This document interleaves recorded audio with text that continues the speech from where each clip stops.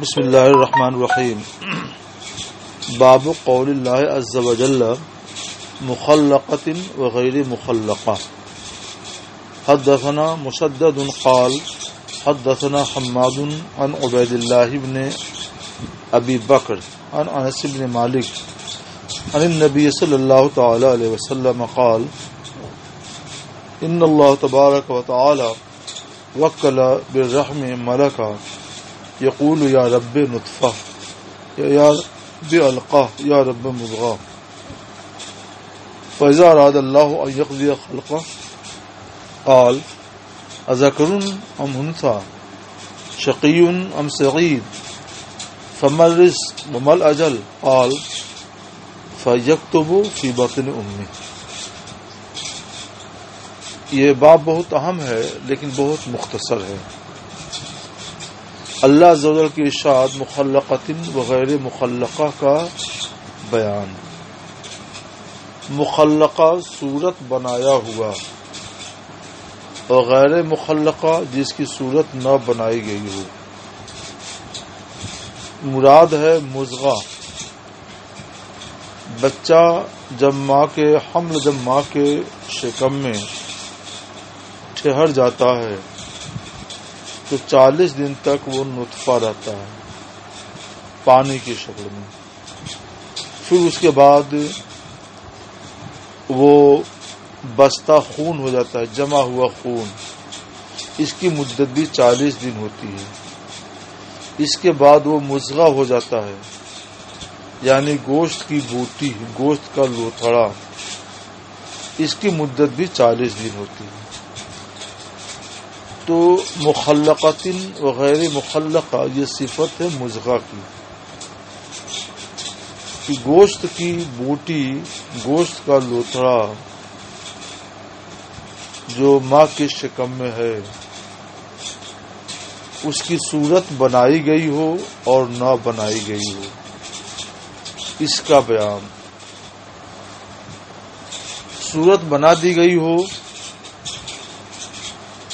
تو اس کا حکم کچھ اور ہوتا ہے، صورت نہ بنائی ہوئی ہو تو اس کا حکم کچھ اور ہوتا ہے. باب میں تو وہ مسائل کم آ رہے ہیں، اس لیے ہم یہیں پر اس کی وضاحت کر دیں کہ کتاب الحیض سے اس مسئلے کا کیا تعلق ہے. بظاہر ایسا محسوس ہوتا ہے کہ اس مسئلے کا تعلق کتاب الحیض سے یا استحاضہ سے یا نفاس نہیں ہے، مگر یہ دقت نظر ہے امام محمد بن اسماعیل بخاری رحمۃ اللہ تعالی علیہ کی، کہ اس کا انتخاب انہوں نے کتاب الحیض میں کیا کیونکہ یہ ایک ایسا مسئلہ ہے جس کا تعلق حیض سے بھی ہے، استحاضہ سے بھی ہے اور نفاس سے بھی ہے. اب وہ کیسے ہے اس کو سمجھنا چاہیے. جب بچہ عورت کے رحم میں ٹھہر جاتا ہے تو اسی تاریخ سے حیض کا خون آنا بند ہو جاتا ہے. حیض جب تک آتا ہے عورت ناپاک رہتی ہے، اور وہی خون جب پیٹ میں ٹھہر جاتا ہے، رک جاتا ہے، تب عورت پاک مانی جاتی ہے. اس حیثیت سے اس کا تعلق جانب سلب میں، جانب طہارت میں حیض سے ہوا. کہ حیض شکم میں ٹھہر جائے تو عورت پاک، اور حیض رحم سے باہر نکلنے لگے تو عورت ناپاک. تو ایک مناسبت تو یہ حیض سے ہوئی. اب دوسری مناسبت سنیے جناب. بچے کی مضغہ کی صورت بنا دی گئی ہو، ہاتھ، پاؤں، ناک، آنکھ، سر وغیرہ، اور یہ ہوتا ہے 120 دن میں، یعنی 4 مہینے میں. اس وقت اس کی روح بھی پڑ چکی ہوتی ہے. تو اور اس کے بعد وہ بچہ ساقط ہو، گر جائے تو جو خون آئے گا وہ خون نفاس کا مانا جائے گا. تو کہا گیا ہے مخلقہ، مگر وہ مخلقہ جب ضائع ہوگا، گر جائے گا، تو اس کی وجہ جو خون آئے گا وہ نفاس کا ہوگا. تو اس حیثیت سے اس کا تعلق نفاس سے ہو گیا. نفاس کا خون ناپاک ہے اور عورت سے نماز معاف ہو جاتی ہے، تو یہاں بھی وہی حکم ہوگا. جو حکم روزے کا حیضہ کے لیے تھا وہی حکم نفاس والی کے لیے بھی ہوگا. دو کہو ربط تو بیان ہو چکا. تیسرا سنو، غیر مخلقہ یعنی مصغہ میں ابھی صورت نہیں بنائی گئی. آنکھ، کان، ناک، منہ، سر، ہاتھ، پاؤں، یہ سب ظاہر نہیں ہے، اور بچہ ضائع ہو جائے، گر جائے، تو وہ خون استحاضہ کا مانا جاتا ہے.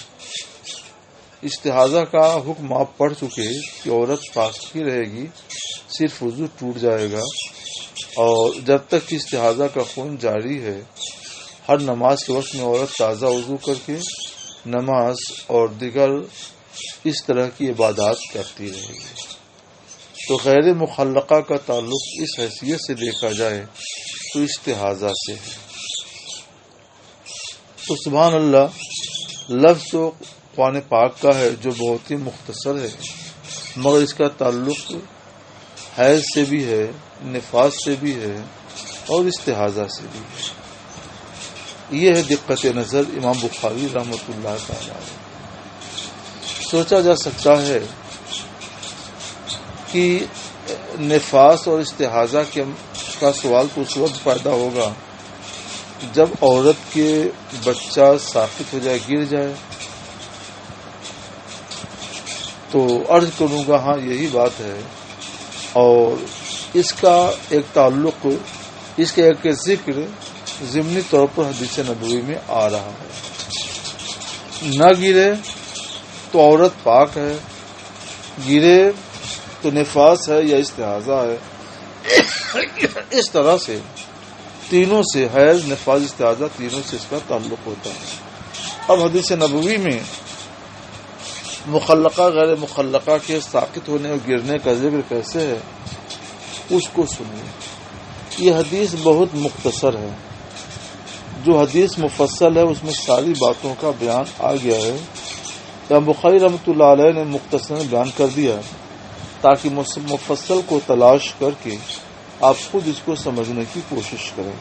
ترجمہ: انس بن مالک کا بیان ہے کہ نبی کریم صلی اللہ علیہ وسلم نے فرمایا، بے شک اللہ تبارک و تعالی نے بچے دانی پر ایک فرشتے کو مقرر معمور کر دیا ہے. وہ کہتا ہے، یا رب نطفہ، اے رب یہ نطفہ ہے، حاضر نطفہ. یعنی جب پانی ٹھہر جاتا ہے تو فرشتہ دیکھے گا تو کہے گا پروردگار یہ نطفہ ہے. کیا کرے؟ اشارہ ہو جائے گا کہ باقی رکھو. یہ تفصیل مفصل حدیث میں ہے. تو 40 دن کے بعد وہی منی، مادہ منویہ علقہ ہو جاتا ہے، یعنی جم کر کے وہ خون بن جاتا ہے، جمع ہوا خون. تب وہ کہتا ہے، یا یہ 40 دن کی بات کرتا ہے، یا رب علقہ، اشارہ ہو گیا باقی رہنے دو. تب وہ ضائع نہیں کرے گا. اشارہ ہو گیا چھوڑو، ضائع کرو، تو نطفہ ضائع ہو جائے گا، علقہ ضائع ہو جائے گا، تو وہی استحاضہ ہو جائے گا. اشارہ ہو جائے گا باقی رکھو تو باقی رکھے گا. پھر 40 دن کے بعد وہ مضغہ ہو جاتا ہے، گوشت کی بوٹی، گوشت کا لوتھڑا. تب یہ پھر فرشتہ پوچھتا ہے، پروردگار یہ مضغہ ہو گیا، گوشت کی بوٹی ہو گیا، اب کیا کریں؟ اشارہ ہو جائے گا ضائع کر دو تو ضائع ہو جائے گا، تو آنے والا خون جو استحاضہ ہوگا. فیضا اراد اللہ، اور جب اللہ اسے پیدا کرنا چاہتا ہے کہ یہ انسان پیدا ہو،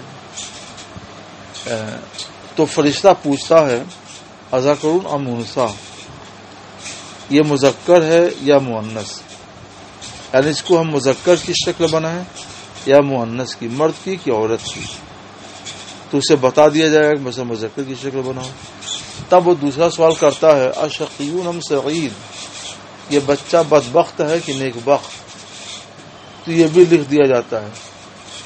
جب یہ ہو جائے گا تب پوچھتا فرشتہ فما رزق، اس کا رزق کتنا ہے، پوری زندگی بھر میں اس کا رزق کتنا ہے، تو ٹوٹل رزق بھی لکھ دیا جاتا ہے. جب سب لکھ جائے گا تب پوچھتا مل اجل، اس کی عمر کتنی ہے، مثلا 40 سال 4 مہینہ 1 دن 1 گھنٹہ 1 منٹ، تو اتنا وہ لکھ دے گا. اب جو کچھ لکھ دیا جاتا ہے اسی کے مطابق وہ زندگی گزارتا ہے اور وہ ایسا ہی ہوتا ہے. سرکار فرماتے ہیں صلی اللہ علیہ وسلم فَيَكْتُبُ فِي بَطْنِ أُمِّهِ، فرشتہ اس کی ماں کے پیٹ میں ہی یہ ساری تقدیریں لکھ دیتا ہے. اور اب اس کے بعد وہ بچہ پیدا ہوگا، جیسا لکھا جاتا ہے ویسا ہوتا ہے. جب اس کی عمر پوری ہو جائے گی تو فوت ہو جائے گی. اس طور پر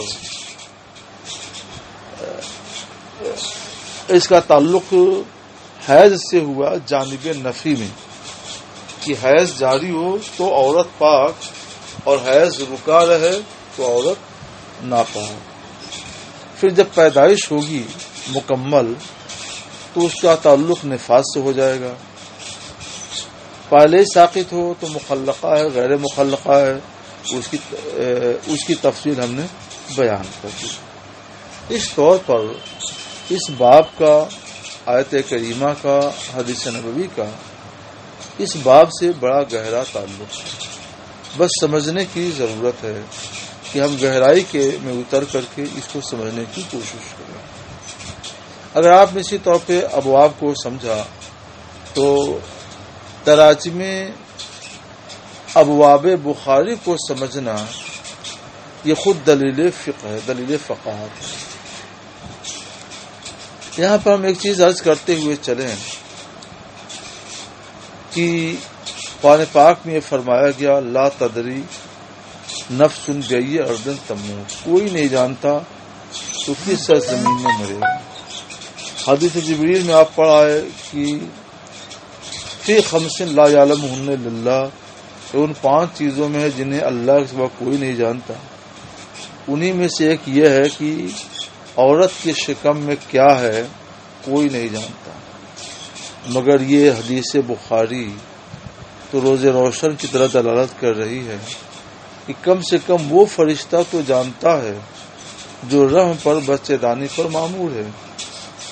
اسے معلوم ہے کہ اب یہ نطفہ ہے، اب علقہ ہے، اب مضغہ ہے، یہ مذکر ہے یا مؤنث ہے، شقی ہے یا سعید ہے، ٹوٹل اس کی روزی کتنی ہے اور کب مرے گا، یہ سب کچھ اس کو معلوم ہے.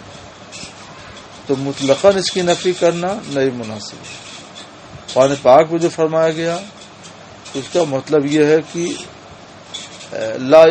خمس لا یعلمہن الا اللہ، یعنی ان 5 کا علم بالذات اللہ کو ہے. اللہ کے بتانے سے فرشتے کو بھی ہے، اللہ کے بتانے سے رسول اللہ کو بھی ہے.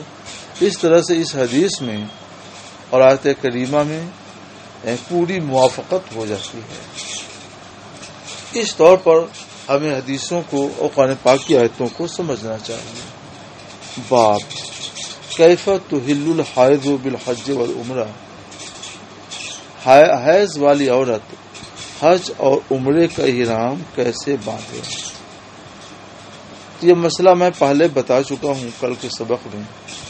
حضرت عائشہ صدیقہ رضی اللہ تعالی عنہا والی حدیث کئی بار تفصیل سے گزر چکی ہے. وہی حدیث ہے، وہی الفاظ ہیں، وہی احکام ہیں، وہی مسائل ہیں. باب اقبال المحیض و ادباری، حیض کا آنا اور جانا. یہ کیسے معلوم ہو کہ حیض آ گیا؟ تو جب خون چالو ہو جائے عادت کے مطابق تو مانیں گے کہ حیض آ گیا، اور جب 3 دن یا اس کے بعد خون چلا جائے تو مانا جائے ختم ہو جائے، رک جائے، مانا جائے کہ حیض چلا گیا. وَكُنَّ نسان، عورتیں حضرت عائشہ صدیقہ رضی اللہ تعالیٰ عنہ کے پاس ڈبیا بھیجتی تھیں جس میں کرسف ہوتا تھا. کرسف وہ کپڑا ہے جسے حیض کو روکنے کے لیے عورتیں اپنے خاص مقام میں رکھ لیتی ہے۔ اس میں زردی ہوتی تو فرماتی کہ جلدی نہ کرو، ابھی تم حیض سے ہو، حتیٰ ترین القصۃ البیضاء، یہاں تک کہ سفید پانی دیکھ لو۔ کہ جب یہاں پر زردی اور کیا کہتے ہیں سرخی وغیرہ کے بدلے سفیدی ہوگی تو سمجھو تمہارا حیض چلا گیا، تم پاک ہو گئی۔ ترید بذالک، اس سے ان کی مراد یہ تھی کہ جب سفید پانی آئے گا تو تم حیض سے پاک مانی جاؤ گی۔ زید بن ثابت کی بیٹی کو یہ خبر ملی کہ عورتیں چراغ، مصابیح مصباح کی جمع ہیں، عورتیں چراغ لے کر رات من جوف اللیل، رات کی آدھی رات میں دیکھتی ہیں، چراغ منگا کر آدھی رات میں دیکھتی ہیں تو ہر کو کہ وہ پاک ہو گئی ہیں کہ نہیں پاک ہو گئی ہیں۔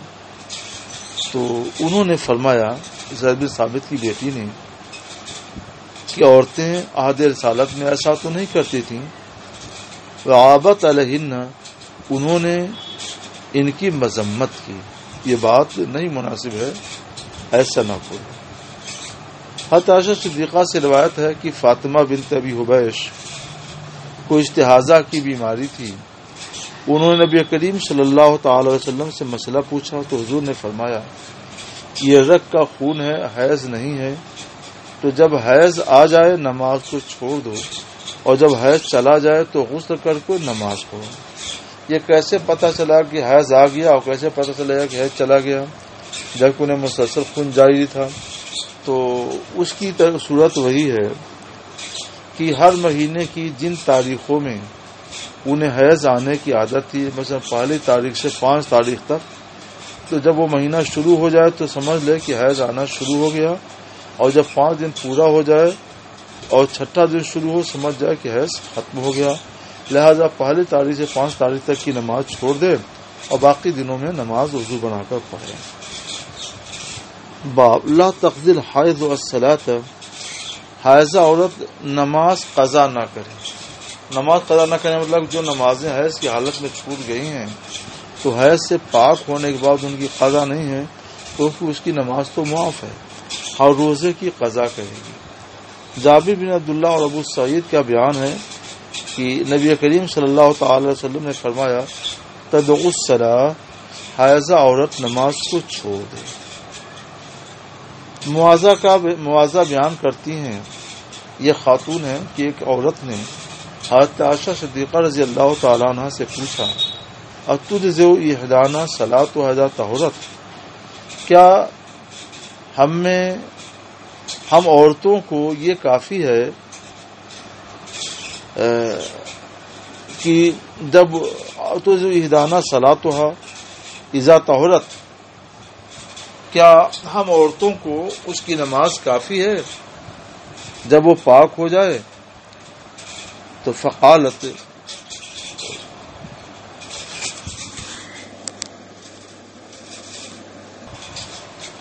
ان کے پوچھنے کا مقصد یہ تھا کہ جب وہ پاک ہو جائے تو کیا نماز کی قضا کرے گی، اور یہ نماز قضا اس کے لیے کافی ہوگی ادا کی جگہ پہ؟ تو حضرت عائشہ فرماتی ہیں احروریۃ انت، تم حروریہ ہو کیا؟ تو قد کننا نخیض، ہم لوگوں کو حیض آتا تھا عہد نبوت میں تو سرکار ہمیں قضا کا حکم نہیں دیتے تھے، یا فرمایا انہوں نے کہ لا نفعل، ہم لوگ قضا نہیں کرتے تھے کیونکہ وہ نماز معاف ہو جاتی ہے۔ یا حروریۃ انت، تم حروریہ ہو کیا، اس کا کیا مطلب؟ اس کو سمجھ لیجئے، کوفہ سے قریب حرورہ ایک جگہ کا نام ہے، خارجی سب سے پہلے وہیں اکٹھا ہوئے اور حضرت علی رضی اللہ تعالیٰ عنہ کے خلاف ان لوگوں نے سازش کی۔ ان خارجیوں کا عقیدہ تھا کہ حیض والی عورت سے نماز معاف نہیں ہے، جب پاک ہو جائے گی تو نماز قضا کرے گی۔ اس لیے جب خاتون نے یہ سوال کیا تو حضرت عائشہ نے پوچھا تم حروریہ ہو کیا، یعنی یہ عقیدہ تو حروریوں کا ہے۔ پھر انہوں نے اصل مسئلہ بتایا۔ باب النوم مع الحائض وہی فی ثیابها، شوہر حیض والی عورت کے ساتھ سو سکتا ہے جبکہ وہ اپنے کپڑوں میں ہو، یعنی حیض کے کپڑے لیے ہوئے ہو تو بھی شوہر اسے اپنے ساتھ سلا سکتا ہے۔ وجہ یہ ہے کہ عورت کا بدن پورا پاک ہے، ناپاک خون ہے یا اتنی جگہ جتنی جگہ میں خون لگا ہوا ہے، اور وہاں تو کرسف نام کا کپڑا لگا رہتا ہے جو باہر نہیں آتا، اس لیے دونوں ایک دوسرے کے ساتھ سو سکتے ہیں۔ حدیث وہی ہے جو اس سے پہلے گزر چکی ہے، الفاظ میں کچھ فرق ہوگا، آپ لوگ ملا لیجیے۔ باب من اتخذ ثیاب الحیض سوا ثیاب الطہر، جس نے حیض کے کپڑے بنائے پاکی کے کپڑوں کے سوا، یعنی دو طرح کے کپڑے رکھے، جب حیض سے پاک رہتی ہے تو الگ طرح کا کپڑا پہنتی ہے، اور جب حیض آ جاتا ہے تو الگ طرح کے کپڑے پہنتی ہیں۔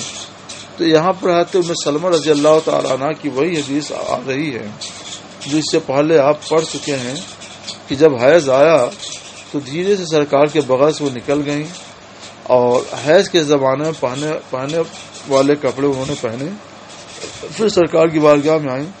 سرکار نے پوچھا نفستے، تمہیں حیض آ گیا کیا؟ میں نے عرض کی ہاں۔ پھر سرکار نے مجھے بلایا اور اپنے ساتھ چادر میں سلا لیا۔ تو بس ہم بتا چکے ہیں کہ ایک ہی حدیث بار بار بیان کرتے ہیں، لیکن جب وہ مقرر کرتے ہیں تو اسے ایک الگ اور نئے مسئلے کا استنباط بھی کرتے ہیں۔ یہ سمجھنا ہماری اور آپ کی ذمہ داری ہے، اور وہ ہم آپ کو ساتھ ہی ساتھ بتاتے چل رہے ہیں۔ باب شہود الحائض العیدین و دعوت المسلمین و یعتزل المصلی، یہ باب ایک حیثیت سے بڑا اہم ہے۔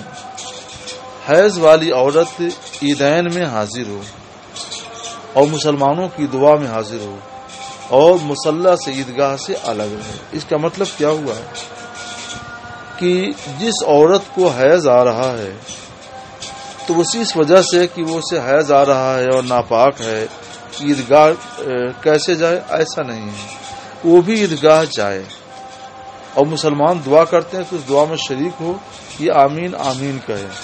ہاں، خاص عیدگاہ میں نہ قدم رکھے، الگ رہے، ان کے مجمع سے قریب ہو اور الگ رہے۔ تو یہ سرکار علیہ الصلوۃ والسلام نے ادب سکھایا ہے۔ اب یہ پوری بات اس حدیث کے اندر آ رہی ہے۔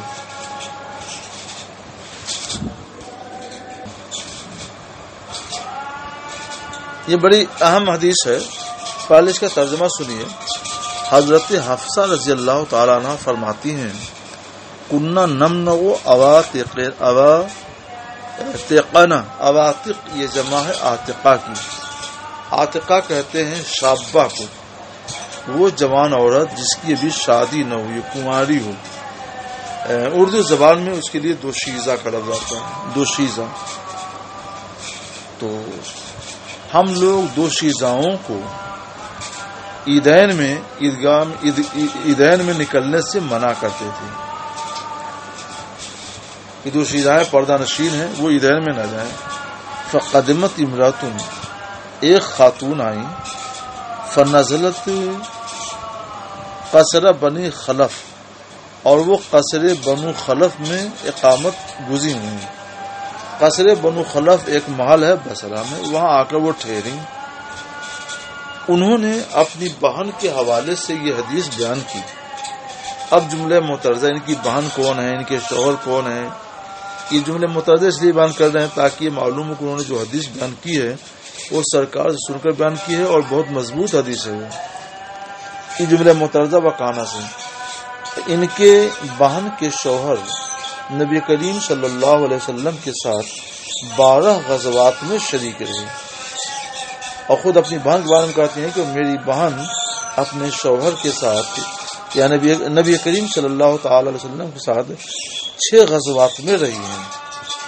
تو سرکار کی صحبت میری بہن کو بھی حاصل رہی ہے اور ان کے شوہر کو بھی حاصل رہی ہے۔ وہ فرماتی ہیں کہ کنہ نداوی الکلمہ، کلمہ کلیم کی جمع، جیسے جرحہ جریح کی جمع، اس کے معنی زخمی، دعوی یداوی مداوات معنی دوا کرنا، علاج کرنا۔ ہم لوگ زخمیوں کا علاج کرتے تھے۔ وَنَقُومُ عَلَى الْمَرْضَى، قام علی، دیکھ ریکھ کرنا۔ اور مرضى مریض کی جمع، اور مریضوں کی دیکھ ریکھ کرتے تھے، عیادت کرتے تھے۔ مراد دیکھ ریکھ میں علاج کرنا، مزاج پوچھنا سب آ جاتا ہے۔ فسألت اختی، تو یہ خاتون کہتے ہیں کہ میری بہن نے نبی کریم صلی اللہ علیہ وسلم سے سوال کیا، اعلی اہدانا باس، کیا ہم پر کوئی حرج ہے کہ اذا لم یکن لها جلباب، جلباب کہتے ہیں بڑی چادر کو، اس کے پاس چادر نہ ہو تو وہ عیدگاہ کے لیے نہ نکلے؟ تو سرکار نے فرمایا لتلبسها صاحبتها من جلبابها، صاحبہ کے معنی سہیلی، یہ امر کا صیغہ ہے۔ سرکار نے فرمایا اس کی سہیلی اپنی چادر اڑا دے۔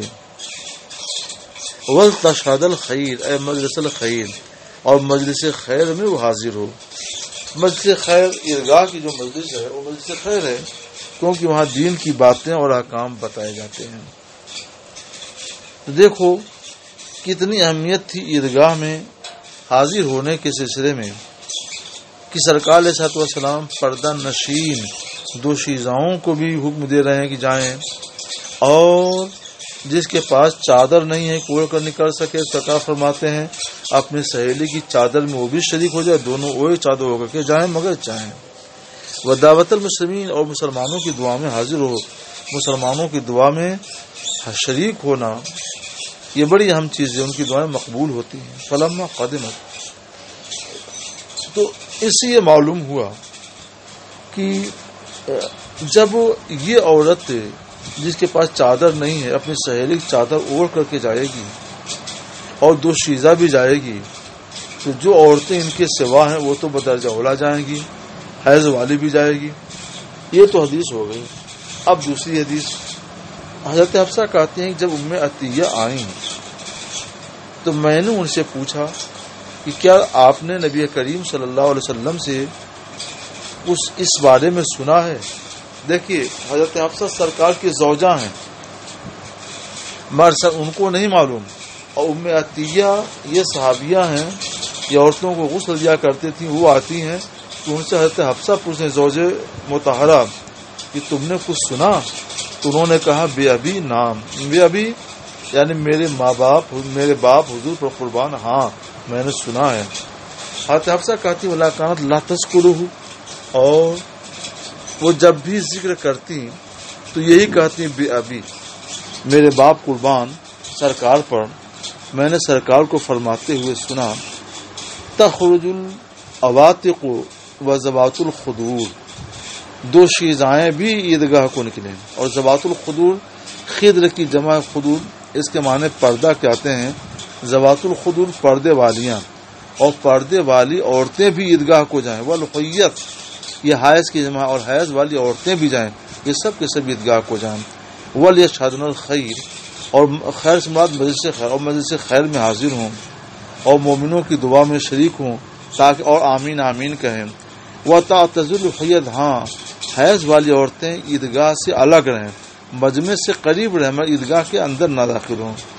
حفصہ کہتی ہیں میں نے پوچھا الحیض، یہاں پہ دو حمزہ، الحیض، کیا حیض والی عورت بھی جائے گی؟ وہ تو ناپاک ہے۔